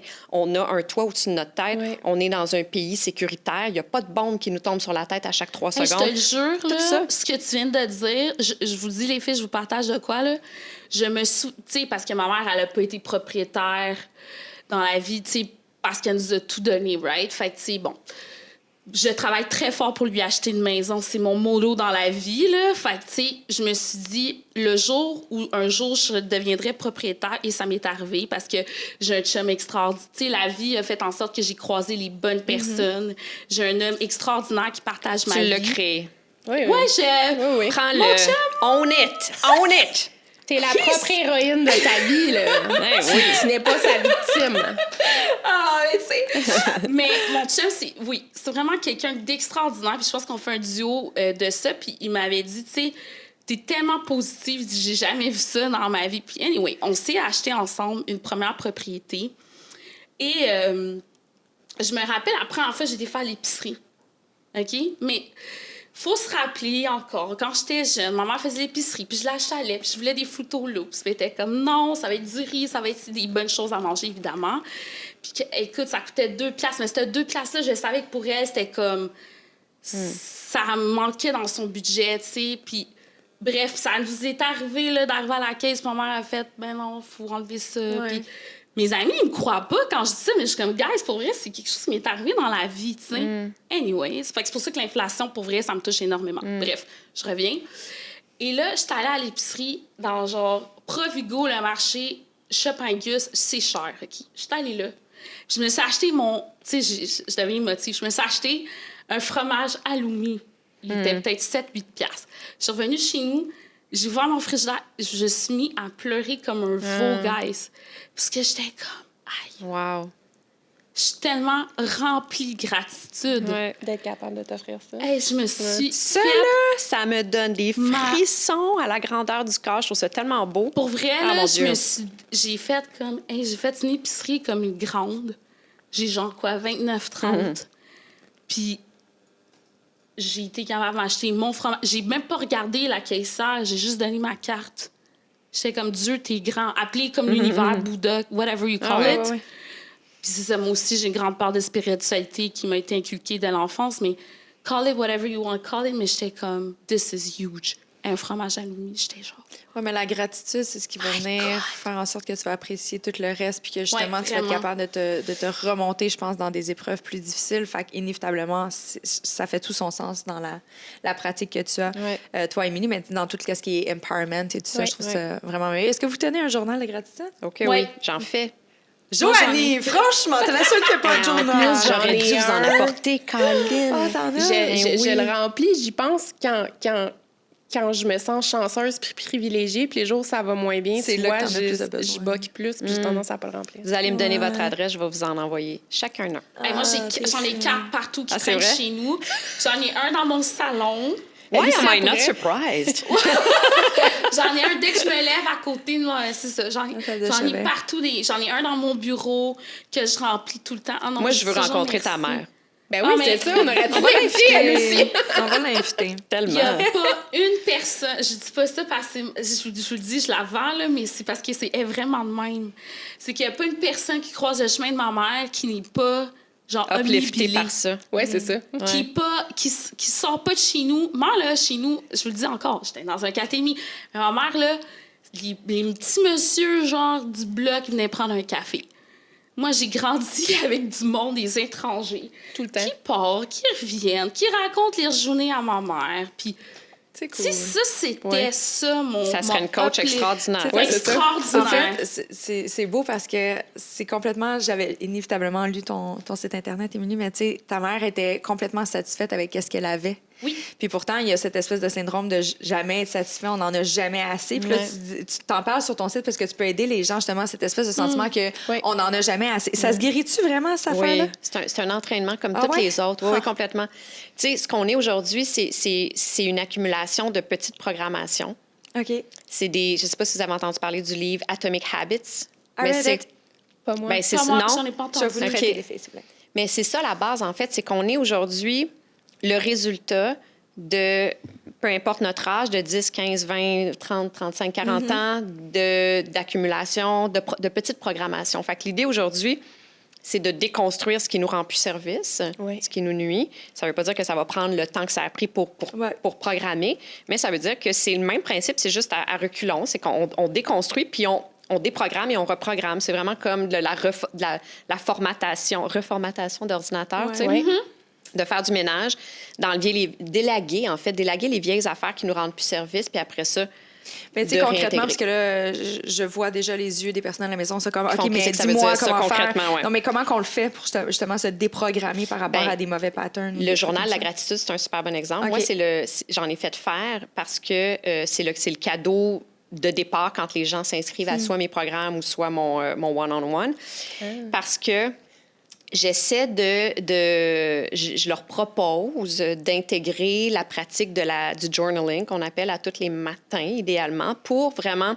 Ça, c'est vraiment le premier pas d'empuissancement. C'est de reprendre le contrôle de notre journée, de notre état physique, de notre état mental et de ce qui s'en vient pour nous. C'est de choisir. Moi, aujourd'hui, là, c'est ça que je vis. C'est comme ça que je le vis. C'est dans ce corps-là que j'ai envie de le vivre. Et ça vient avec... Évidemment, ça part avec les pensées. Fait que dans le journal que j'ai créé, tu as une partie gratitude, tu as une partie visualisation, manifestation, puis tu as une partie nettoyage de pensée que j'appelle. Ce qui veut dire que si, par exemple, tu rumines quelque chose depuis quelques jours, tu as le hamster qui est bien en forme, là, qui s'enfarge sur, je ne sais pas, un petit accrochage que tu as eu avec quelqu'un, une amie, un ami, une déception face à peu importe quoi, puis que ça prend beaucoup de place dans ta vie. Tu sors ça, pouc, tu mets ça sur papier, juste ne serait-ce que ce geste-là, de prendre du recul face à, tu lui enlèves déjà de l'emprise, tu lui enlèves du pouvoir, puis tu fais comme, ah, OK, parce que tant et aussi longtemps qu'on ne fait pas ce geste-là de base, on voit pas ce qui se passe. On est la marionnette. On est dirigé par ces vieilles affaires-là, puis on est sur le mode, le pilote automatique, puis on réalise pas qu'on réagit de telle façon face à tel événement parce que, Ouais. qu'on est aussi stressé, parce que, qu'on est aussi impulsif, aussi irritable, aussi, à cause de vieilles affaires, nos croyances limitantes, nos pensées limitantes, bon, etc. Fait que donc, le nettoyage de pensée dans le journal, entraîner notre mental à tous les jours à se retourner vers ce qui est positif plutôt que de nos manques, de ce qu'on n'a pas. Puis ensuite, prendre l'habitude de demander à la vie. De demander à la vie. Ben oui, Qu'est-ce qu'on tous veut? les jours, moi. Tu sais? Tous les jours. Mais toi, t'es parfaite, Caroline Debine. Non, j'ai beaucoup. Non, mais t'es Attends, vraiment... on va inviter son chum. On va Ouais, voir non, si ouais. elle est parfaite. Non, je suis zéro parfaite. Non, mais je dis ça comme d'une place d'admiration totale. Non, là. je suis zéro parfaite. J'ai mes défauts, mais, mais moi, c'est l'anxiété. C'est ça, faut que je vive avec ça parce que, oui, j'ai toutes ces... C'est pas un défaut de l'anxiété, tu sais, dans le sens où c'est quelque chose que tu vis avec. Oui. Mais je pense pas que c'est tout le temps un défaut. Tu sais, moi, je fais de l'anxiété généralisée par rapport à tout plein d'affaires que je gère très mal. Là. Dans ma vie, j'en suis parfaitement consciente. Mais souvent, tu sais, j'essaie de l'avoir avec ma psy, mon anxiété, comme un super pouvoir maintenant. Puis on essaie comme de twister ça de façon positive pour qu'à petite dose, évidemment, là, réduire l'anxiété, mais qu'à petite dose, que ça me fasse réaliser à quel point ça me rend la personne empathique puis sensible que je suis aujourd'hui, puis que ça peut être une belle qualité quand tu vires pas dans l'hypersensibilité puis quand tu vires pas dans l'anxiété chronique, là, justement. Ouais. Mais en tout cas, bref. Mais c'est un indicateur comme les autres. L'anxiété, c'est un mécanisme de défense, en fait. C'est tout simplement parce qu'on a peur de ressentir quelque chose, puis ça, c'est la réaction de notre corps. L'émotion, la vibration dans notre corps qui est l'anxiété, tu sais, un blocage. Bon, on est tous différents, mais de façon générale, tu as une pression, tu as de la misère à respirer, tu sais, t'es comme, bon, tout ça. Ça, c'est parce qu'on résiste à ressentir une émotion. En fait, c'est vraiment ça, puis c'est inconscient. Ça serait moi, ça, parce que moi, j'ai toujours été dans l'action et moins dans... Malgré... C'est parce que ma mère m'a tellement donné ces armes-là.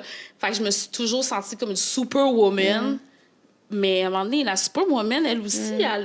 Ben, peut-être elle a que besoin justement, d'une pause. t'es tellement positive puis ça. uplifted tout le temps que peut-être que justement, l'anxiété, ça devient très rushant pour C'est toi ça. parce que t'es pas habitué à laisser vivre des émotions négatives. Tu sais. Peut-être que... C'est ça. Peut-être Laisse-moi c'est faire ça. une Mais il faut psychanalyse à sincère.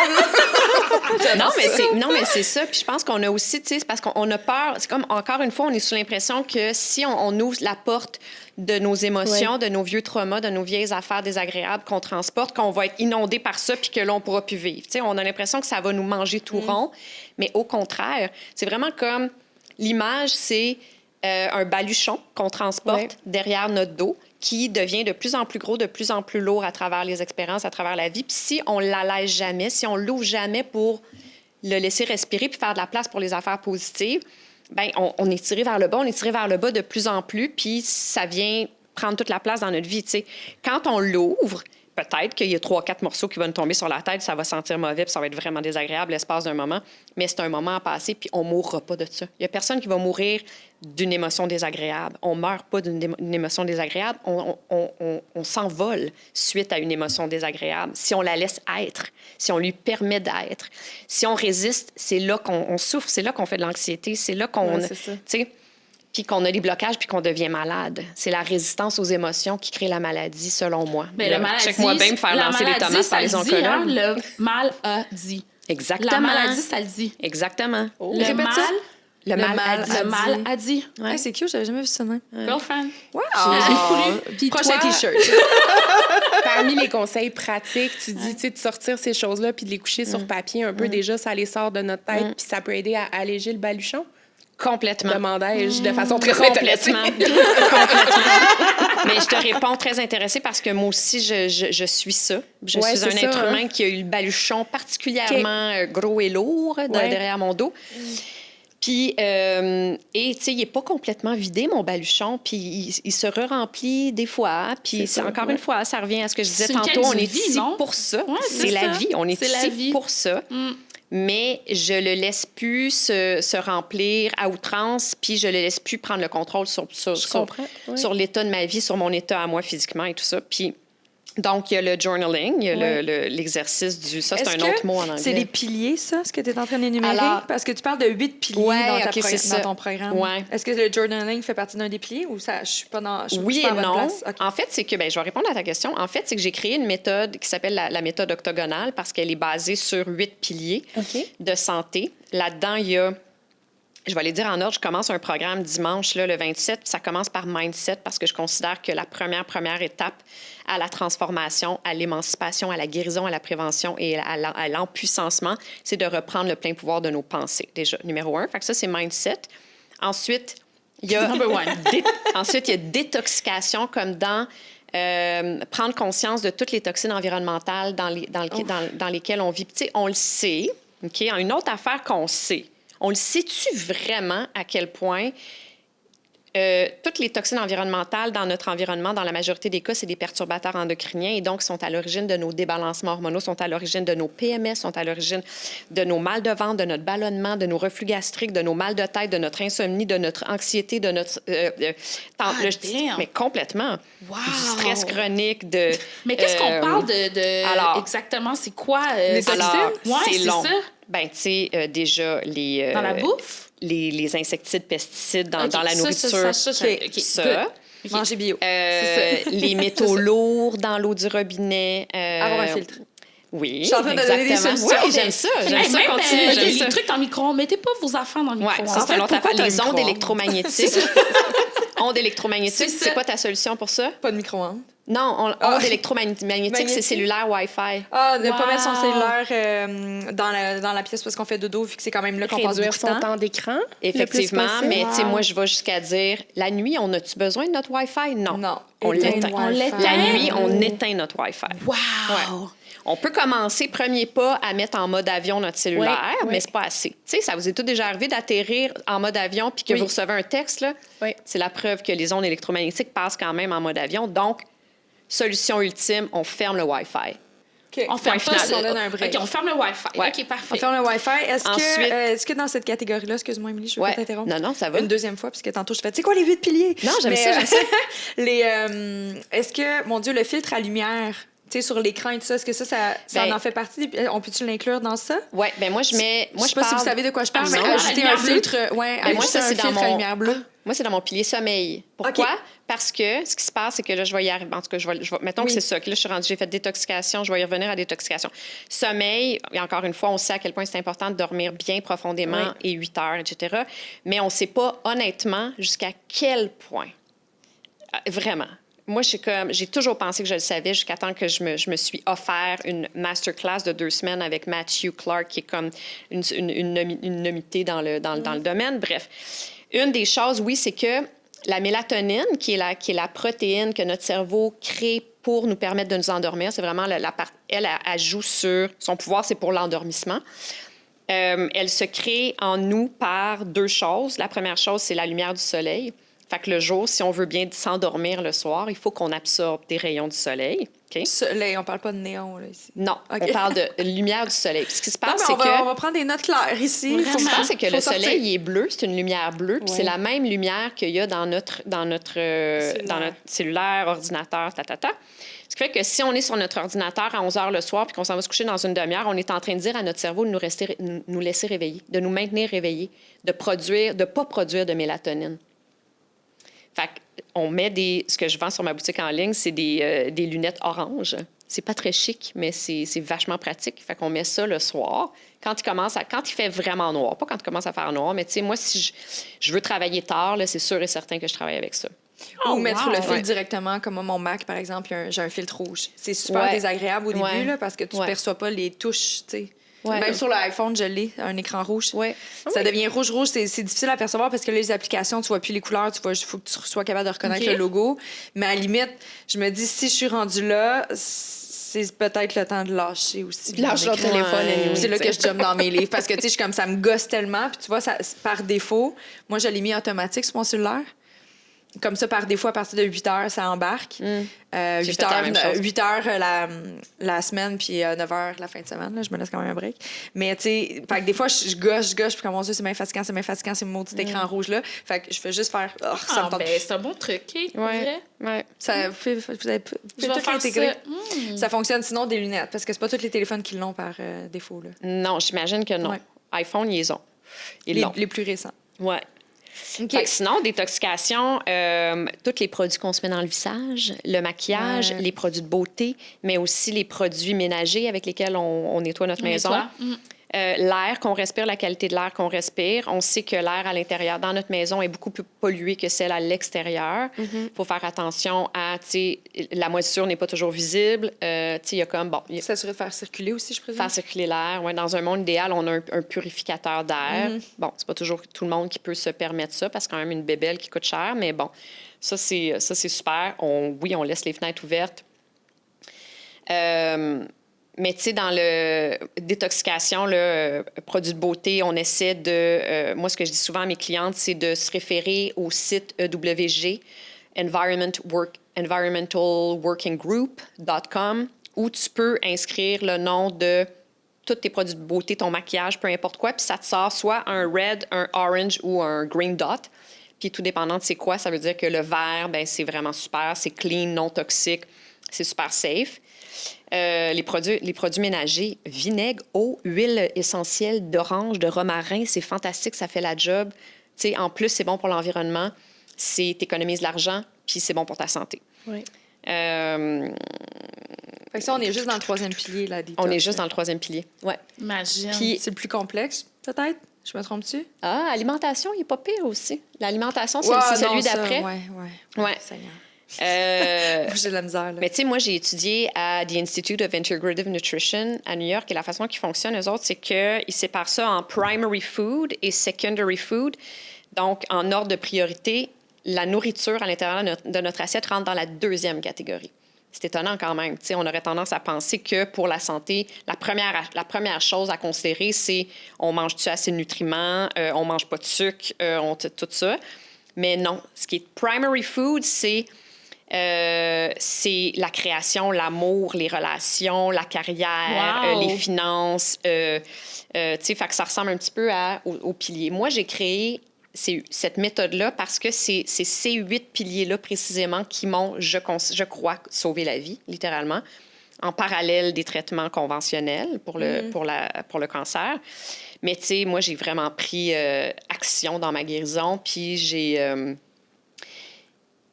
tout revu ma façon de vivre. C'est sûr que ça a commencé par un des piliers, c'est amour. J'ai commencé par apprendre à m'aimer, numéro 1, parce que tant et aussi longtemps qu'on ne s'aime pas ou mal ou de façon inconsciente, on se traite mal, on dépend des autres pour le faire pour nous. On est le pire juge pour nous-mêmes. On ne sait pas qu'est-ce qui nous fait du bien. On n'est pas capable de prendre des bonnes décisions saines pour nous. Tu sais, l'énergie, c'est tout ça. Là. Fait que, selon moi, je pense qu'au départ, ce qui est le plus important, c'est d'apprendre à s'aimer, de cultiver notre amour pour nous-mêmes. Puis là, à chaque fois, je sens le besoin de préciser que ce que j'entends par là, c'est pas me regarder dans le miroir, je suis la plus belle, c'est pas ça. On vient d'une culture qui nous... c'est comme si on est conditionné à... moi, je pense juste à la génération de mes parents. Ma mère, qui vient de la Gaspésie, qui est une baby boomer, elle, si elle avait le malheur de se regarder dans le miroir, elle était en punition pendant je ne sais pas trop combien de temps. Là, c'était, oui, parce que c'était vu comme de la prétention, c'était vu comme tu te penses supérieur. Tu sais, c'est pas de ça que je parle. Je parle pas de je suis mieux que quelqu'un d'autre. Je suis juste moi et je suis parfaite et je suis assez et je suis merveilleuse et je m'aime et je me priorise dans ma vie. Puis me semble que c'est à la base de pas mal tout. Tout à fait. Et on devient, quand on s'aime, on devient assez. On n'a plus besoin de personne pour le faire à notre place. Donc, on n'est plus dépendant affectif, on n'a plus besoin des autres, ni des amis, ni du travail. Puis là, je te dis pas qu'il ne faut pas en avoir, c'est du bonus. Oui. C'est merveilleux, c'est extraordinaire, c'est de la vitamine. On en veut, vraiment. Mais c'est du bonus. C'est pas là pour nous sauver la vie. Et les relations deviennent tellement plus saines. Oui. Mais ça... je pense sincèrement que toutes les personnes, ou à peu près toutes les personnes qui consomment, en fait, ceux que j'ai vus qui avaient des problèmes de consommation, c'est des personnes qui s'aimaient et manquaient énormément d'amour propre. Mais complètement. Énormément d'amour propre. C'est quoi la consommation? C'est des buffers. C'est tout ce qu'on va chercher à l'extérieur pour combler un manque ou pour fuir quelque chose. Oui. On n'est pas assez, on ne s'aime pas assez, ben, on ne veut pas ressentir, on a peur d'être dans notre corps, on n'est pas bien dans notre corps, ben, on le fuit. On est dans l'échappatoire par le biais de... Plein d'affaires. Plein d'affaires. Moi, c'est la bouffe. On est beaucoup à être ça. Oui, il y en a beaucoup. Oui, je sais, ça surprend tout le temps parce que les gens sont comme, tu sais, j'ai jamais été visuellement overweight ou dans une situation genre dangereuse pour ma santé. Mais si tu, mettons, je te sortirais mon Facebook, là, tu regardes les années, là, je suis énormément yo-yo. Un petit peu plus joufflu. Très mince. C'est tout en même. Parce que j'ai des moments où est-ce que je binge, puis il y a des moments qu'après ça, je me prive. Puis là, tout. Mais quand je dis prive, j'ai tout à manger. C'est juste que je vais checker ce que je mange. Okay. Là, je suis comme, là, ça suffit. Je vais aller au gym. Tac, tac, tac, tac, tac. Là, je redeviens. OK, puis là, un petit moment où est-ce que je me dans sens... les extrêmes. Je me sens... Moi, c'est quand je m'emmerde, là. Je m'emmerde. Fait que je vais aller combler mon manque de divertissement, mon manque d'amour ou Avec du d'attention fun dans la avec bouffe. du fun. Ouais, OK, du fun. Fait que du popcorn, Le plaisir. là, le boom chicka pop, là. Mais là, tu m'emmènes à mon pilier joie. Oui. Ouais. Parce que le plaisir, ça, c'est le divertissement, tout ce qu'on va chercher à l'extérieur de nous pour nous procurer une sensation agréable, / le plaisir. Bien, on a été conditionnés à ça. On est sur une société, on vient d'une société de consommation, encore une fois, cause à effet. Donc, c'est les choses à l'extérieur de nous qui vont nous combler, qui vont nous emmener à ressentir la chose qu'on veut ressentir. Moi, par le biais du pilier joie, au contraire, j'emmène mes clients à puiser à l'intérieur d'eux parce qu'on a tous accès à ça. Ça s'appelle la joie et c'est inconditionnel et c'est accessible en tout temps. Peu importe la nature de notre vie, des affaires qui nous arrivent, la situation extérieure, peu importe, c'est inconditionnel. On a toujours accès à ça. Quelqu'un qui est justement dans un moment plus dark, puis il n'est pas capable de ressentir la joie, tu leur conseilles quoi? Bien, je ne vais pas commencer par la joie. Je vais commencer par d'autres choses. Je vais commencer par l'amour propre. Ouais. Je vais commencer par l'amour. Je vais commencer par le mindset. Ça va être les 2 piliers super importants parce que quand tu es très profond dans tes buffers, dans tout ton mécanisme de défense, dans ton train-train de fuite, de déconnexion, bien, il y a du travail à faire avant. Puis la joie, bien, c'est pas le premier pilier que je vais prioriser, mais il va venir certainement, c'est sûr et certain. Ouais. Donc, la joie, c'est le 5e. J'ai bien compté? 5, 6? En fait, je suis confuse. Attends. Mindset, détoxication, nutrition, amour, exercice, sommeil, joie et spiritualité. Spiritualité. Ah, la spiritualité, c'est mon préf. Ouais. Oh, ouais. Love it. On peut-tu inclure l'astrologie dans la spiritualité? Bien, complètement. Oui, En fait, moi, dans la spiritualité, il y a la loi de l'attraction, il y a en fait, pour moi, la spiritualité, c'est juste de reconnaître qu'il y a quelque chose de plus grand que nous. Exact. De plus grand que le corps humain, de ce qu'on touche et de ce qu'on voit aussi. Il y a le monde quantique, il y a l'énergie, il y a les planètes, il y a les étoiles, il y a tout ça. Fait que c'est ça, en fait. C'est de reconnaître l'immensité qui nous construit puis l'immensité qui nous entoure. Et le pouvoir. Je trouve que les gens qui reconnaissent... peut-être que je suis dans le champ, là, ça se peut. Mais comme j'ai toujours été une personne spirituelle, c'est que je trouve que j'ai beaucoup côtoyé des gens qui ne croyaient pas du tout à ça. Des gens même cartésiens. Quand j'ai rencontré mon chum, c'est le gars le plus cartésien dans le monde, là, dans la vie. Là. Puis je voyais que les gens qui sont cartésiens, vraiment forcément, qui n'ont vraiment aucune espérance ou espoir de quelque chose de plus grand que nous, ont beaucoup de difficultés à voir le positivisme dans la vie. Plus, en tout cas. Plus de difficultés. T'as raison. Oui, j'ai raison. Okay, oui, t'as raison. Parce que je fais une analyse, parce que souvent, j'ai mes amis avec qui... c'est drôle, hein, parce que tu grandis, tu as un cercle d'amis, évidemment, tu fais tout ça, puis tu veux pas rentrer dans la trentaine. Ah, tes amis ont changé. Ah, bon. Puis je me suis dit, avec ces copines-là qui n'ont jamais cru à ces affaires-là, j'étais comme, OK, il y a quelque chose qui bloque. Je peux même pas aller deep. Moi, là, je suis une personne deep. Je sais aller deep. Ah, ben, tu sais, des fois, c'est comme... Je suis tellement pareille que toi. Ah oui, c'est ça. Je suis tellement bored dans une conversation de surface. Moi, je deviens folle. Je suis pas capable. Voici pourquoi je suis célibataire. J'ai bien de la misère. Moi aussi, même chose. C'est plat. Mais en fait, ce que tu dis, c'est que la majorité des gens sont scientifiques. Oui. La majorité des gens sont cause à effet, sont C'est société. ça. Ils ont entendu quelque chose, ils ont reçu quelque chose, ils ont été inculqués d'une certaine chose, puis après ça, ils se posent plus jamais de questions, ils avancent là-dessus, ils vont, tu sais. Puis je trouve ça... Je sais pas que je trouve ça plate, mais je suis comme girlfriend, t'as encore du travail à faire sur toi. Puis je serai pas la personne. Moi, non, je vais pas être en face. C'est la vie qui va le faire. S'occuper de ça. Je vais pas être la personne qui va être dans ta face. Girl, va te prendre un livre de gratitude. On a vraiment envie, là. On a vraiment envie de le faire. Oui, mais je le ferai pas. Non, parce que ça marche. Il va toujours avoir. On va frapper un mur. On va essayer, mais quand la personne n'est pas rendue, il faut qu'elle vive quelque chose. Genre, je trouve ça horrible de dire ça, mais une maladie ou un drame, quelque chose de vraiment qui va shaker to the core, tu sais, qui va... Parce que sinon, why fix something that isn't broken? Si son mode fonctionne, si sa formule de vie fonctionne, puis que tout est, tu sais... Mais est-ce que vous êtes mettre de l'énergie? des filles? Comme Joe, beaucoup plus en vieillissant. Tu sais, on en parlait avant le podcast, là, tu sais, tout ce qui est sorcellerie moderne, là, genre, j'aime beaucoup. C'est ma forme de spiritualité, là, je te dirais, là, tu sais. Mais moi, j'avais une question. Est-ce que ça se peut que quelqu'un très scientifique dans son esprit soit quand même épanoui, heureux, sans qu'on se dise « Oh, la vie va le rattraper un jour », là, tu sais, en se disant « Ça va être ça, sa vie », puis... Parce qu'il y a beaucoup de gens comme ça, là. Oui, mais ils peuvent être comme ça. Ils peuvent être d'emblée dans une nature de plus positive, mais être dans un état d'esprit mental scientifique, ça se peut. Ah, je comprends, oui. Tu sais, ça se peut, c'est-à-dire que ça se peut que ça soit des gens... tu sais, comme toi, si tu n'étais pas spirituel, on t'a légué quelque chose, un cadeau magnifique qui est celui de la psychologie positive, de focusser sur les privilèges auxquels tu as accès, même si c'est pas un gros château puis une grosse voiture, puis juste ce que tu as accès, déjà, tu focuses là-dessus versus ce que tu n'as pas. Ça, c'est merveilleux, mais tu pourrais ne pas être spirituel, tu pourrais être une scientifique, tu pourrais être quelqu'un qui croit en que les choses nous arrivent et point final.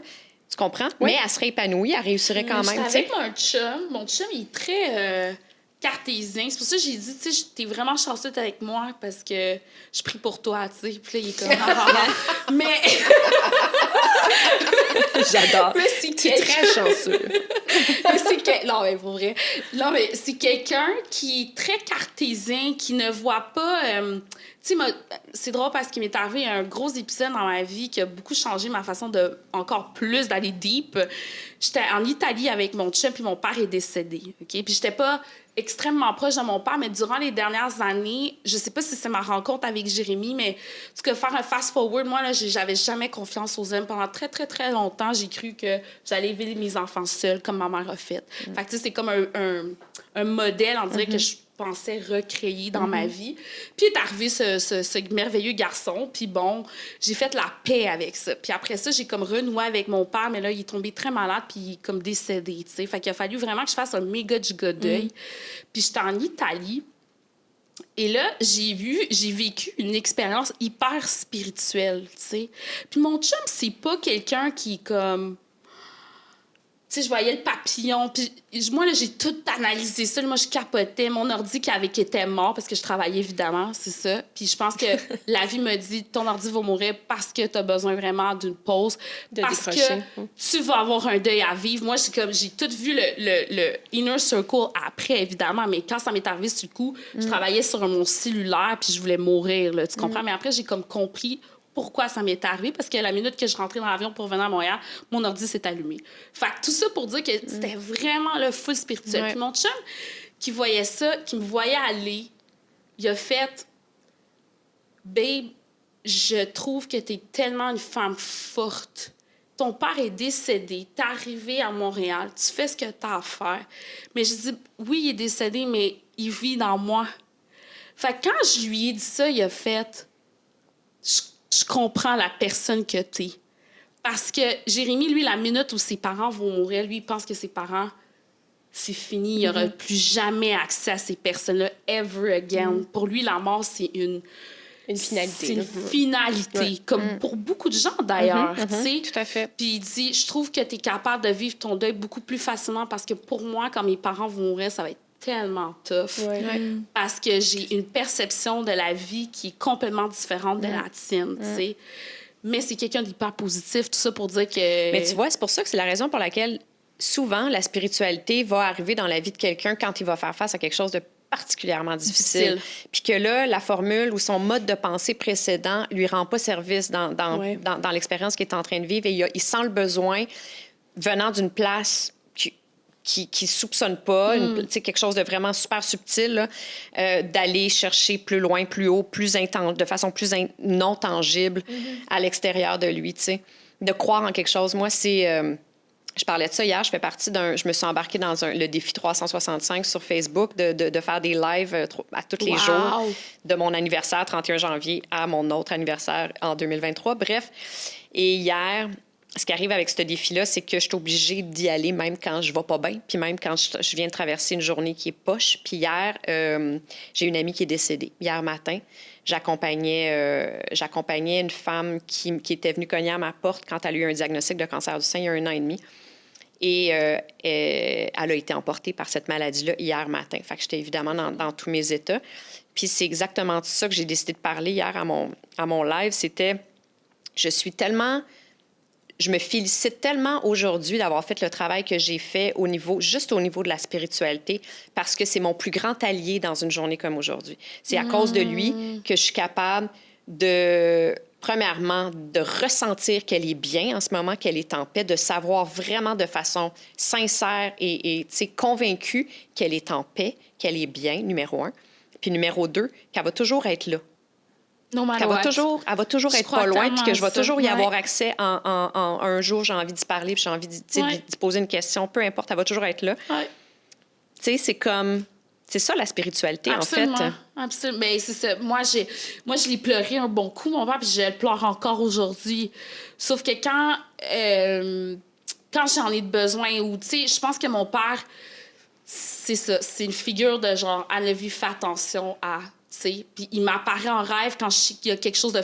Excusez, je peux sacrer, hein, c'est un podcast.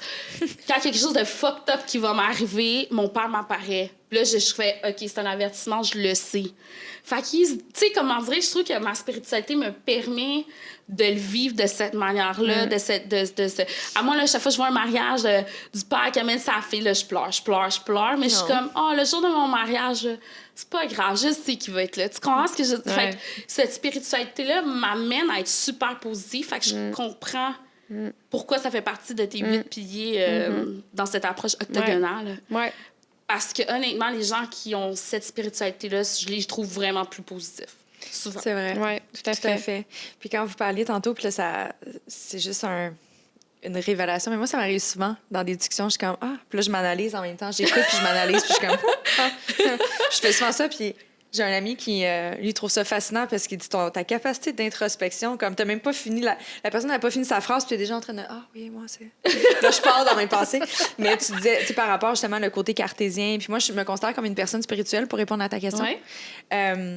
Mais il y a des facettes de moi qui sont quand même... J'ai un côté qui est très cartésien. Puis en amour, je suis quand même cartésienne. It's really a business. Mais en même temps, tu vois, c'est quelque chose qui me fait peur. Fait que je me dis peut-être que mon côté cartésien, le fait d'être justement de cause à effet, c'est une façon de se sécuriser dans les endroits où est-ce qu'on a plus peur. Ouais. Tu sais, j'adore. Peut-être que je devrais être un petit peu plus spirituelle dans mon approche en relation aussi. Peut-être que je devrais voir l'amour plus... Mais je trouve ça intéressant que tu vois les relations comme une business, comme un partenariat presque, c'est ça? Je le vois vraiment comme... vraiment comme une business dans ce sens que on est deux personnes qui avons un objectif commun, une mission commune. On va s'entraider. Puis on va se parler, la communication, quand ça soit fluide. Si, admettons, il y a une faille dans tel département, il faut qu'on s'en parle parce que sinon, ça va tout écrouler puis ça va avoir un effet sur le reste. Je comprends. Puis la journée où on a... Tu sais, c'est gagnant-gagnant. Fait que la journée où une personne ne se sent pas valorisée dans une relation professionnelle, ben, il va aller voir son patron, mais c'est la même affaire en relation amoureuse, tu sais. Comme il faut prendre le temps de parler puis de vraiment comme, est-ce que tu es satisfaite? As-tu l'impression que c'est gagnant-gagnant? Oui. Il y a des fois que peut-être que tu vas en faire un peu plus que ton partenaire parce qu'il est parti en congé de maternité ou il est parti en... Tu sais, là, je fais plein de métaphores, là. C'est vraiment pour qu'on soit capable de l'imager. Mais une relation amoureuse, je le vois comme ça. Il y a des fois que je vais en donner plus. Mais dans le concret, ça va. Tout ça, ça fonctionne bien, mais c'est juste que tantôt, tantôt, quand tu disais ça, j'étais comme, c'est vrai, de cause à effet, des fois, c'est un peu plus fermé d'esprit ou c'est plus sécurisé ou... Moi, je pense que, en tout cas, en ce qui a trait aux relations amoureuses, je pense que tant et aussi longtemps qu'on se sert pas de l'autre pour nous réparer, nous remonter ou nous combler ou quoi que ce soit, là, pour une affaire malsaine comme ça, puis qu'on ne fait que le prendre pour ce que ça devrait être, en fait, qui est de l'aimer, point final. Tout à fait. Que le partenaire qu'on va choisir dans notre vie, c'est tout simplement pour l'aimer, sans aucune attente. C'est tellement beau. Ben, après ça, la façon que tu vas gérer la relation, que ce soit, tu sais, là, quand il y a quelque chose qui fonctionne pas, dis-moi là, tu me lances un cul. C'est correct, ça, c'est efficace, c'est la façon qui fonctionne avec toi. OK. Ben moi, je pense, là. Non, mais j'ai pas besoin de tout changer. Pas besoin de faire une citation de PNL. Ça va bien aller. C'est le fun, par exemple, parce qu'il y a vraiment beaucoup de choses. Là, c'est sûr, aujourd'hui, je pense que les gens, même nous, en fait, on écoute ça, puis on dirait que c'est très, très complet et complexe d'un point de vue extérieur, je pense, l'empuissancement. Mais, super complexe. Mais c'est parce que c'est pas, encore une fois, on est tellement habitué à ce que les choses soient efficaces. Tu sais, on vient d'un système médical, d'un système de santé qui s'occupe des symptômes, qui vont réparer de façon efficace une jambe cassée, un cœur débranché, peu importe. Puis, On cherche pas la provenance du bobo. Exactement. Puis on est habitué à, OK, on a une pilule, on la prend, les symptômes arrêtent tout de suite, on se fait donner une diète, on la fait pendant 7 jours, on perd tant de livres. On est habitué à ce que les choses se passent rapidement, qu'on ait une recette. On est impatient, on veut que tout ça se passe rapidement. La nouvelle approche, selon moi, l'approche intégrative, fonctionnelle, l'approche de coaching, c'est vraiment de se reprogrammer, de se déprogrammer et de se reprogrammer, d'alléger, d'élaguer, d'enlever le vieux stock qui nous rend plus service aujourd'hui dans la personne qu'on adhère à devenir et plutôt prendre une position de création dans notre vie. C'est vraiment ça, tu sais. C'est fascinant. Ouais. Merci beaucoup d'avoir partagé ça avec nous. Là, je sais que là, chacun individuellement, on aimerait ça avoir comme un programme bien établi pour nous. Mais tu l'offres. Je pense qu'il y a des inscriptions à tes programmes super pour ceux qui ont envie de justement je veux dire, se prendre en main, mais de reprendre leur plein pouvoir. Oui. En fait, j'ai 2 formules. J'ai un programme qui s'appelle le programme Régénération qui dure 6 mois. Tu sais, je le dis, il faut être patient. Je suis absolument pas dans la recette miracle. C'est pas comme ça que ça fonctionne. Je suis dans vraiment réapprendre à vivre, à mieux vivre, à se replacer, à replacer les pions, tu sais, tout ça. Fait que ça prend du temps. Donc, mon programme Régénération, c'est 6 mois. C'est un programme personnalisé où mes clients me textent. Là, ils ont accès à moi en tout temps. Fait que ça, c'est premier programme one-on-one. Sinon, j'ai un programme de coaching de groupe qui, lui, dure en théorie 8 semaines parce que c'est 1 semaine par pilier. Je commence par un masterclass de 2 heures sur Zoom à tous les débuts de semaine. Et tous les jours, les journées qui vont suivre, c'est l'immersion totale au cœur de ce pilier-là en question. Ce programme-là, j'en ai un nouveau qui commence dimanche, mais qui va durer 9 semaines au lieu de 8 parce que j'ai ajouté un webinaire. Ça sera pas votre dimanche à vous, à la maison. Ah ouais, c'est vrai. J'aimerais juste savoir, tu sais, t'es-tu comme notre Gabrielle Bernstein du Québec? I oui, j'aime ça! Ah, j'adore ça! Comme Gab, elle fait partie de mon quotidien. C'est vrai, je l'adore. Ouais, love coach spirituel. Ouais. Mais fait que t'es comme notre Gabrielle Bernstein, j'adore ça. On parle le même langage, en tout cas. Elle et moi, c'est sûr qu'on parle le même langage. OK, got it. Ouais. OK, girlfriend, j'adore ça. Très cool. Mais je vais mettre ton site Internet en commentaire pour ceux qui ont envie d'aller voir un petit peu plus ce que tu fais avec peut-être s'inscrire à la formation qui, là, pour vous, ça va être passé, mais bref, il y en a plein d'autres. On peut s'inscrire au masterclass de façon individuelle aussi, à l'unité. Okay. S'il y a juste un des piliers qui nous intéresse, on peut faire ça aussi. Très cool. Très cool. Merci beaucoup. Qu'est-ce que vous avez retenu, les filles? Oh. Débrief. Moi, j'ai envie d'aller voir ton site, d'en apprendre plus, puis de lire un peu sur ton approche. Je trouve ça super intéressant. C'est sûr que moi, je suis peut-être plus cartésienne, fait que vous me trouveriez peut-être un peu plate dans ma pensée puis mon approche. Mais ça m'intéresse beaucoup. Fait que moi, je retiens tout ce que vous avez dit, en fait. Une chose que tu as retenue, qui est venue te... Moi, c'est vraiment la gratitude, parce que même juste être là, en ce moment, je suis comme remplie de gratitude d'avoir eu cette conversation, d'avoir pleuré avec toi, de tout ça, d'avoir entendu notre Gabrielle Bernstein du Québec nous parler, tu sais, comme d'avoir eu cette chance-là. Tu sais, je pense que la gratitude, sérieusement, quand tu l'envoies dans l'univers, puis justement, quand tu fais l'empuissancement avec les autres, ça te revient. C'est comme c'est la loi de l'univers.